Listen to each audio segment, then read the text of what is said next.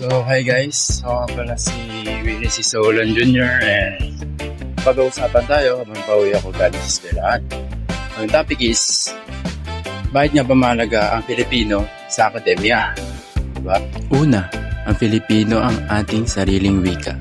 Mas naiintindihan natin ang mga aralin kapag ito ay pinapaliwanag sa wikang mas malapit sa atin. Dahil dito, mas nagiging epektibo ang pagkatuto ng mga estudyante.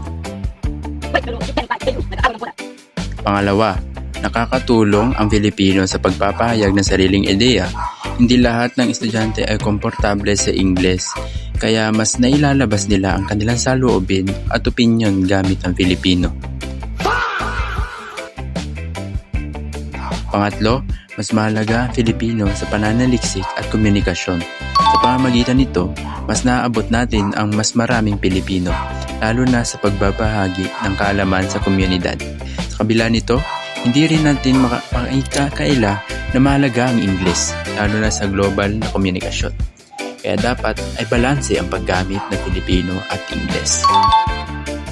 Ang Filipino ay hindi lang basta wika. Hindi ito ay isang mahalaga bahagi ng ating pagkakakilanlan at edukasyon. Kaya kailangan pa rin natin pagpatuloy itong gamitin. Hello. Salamat!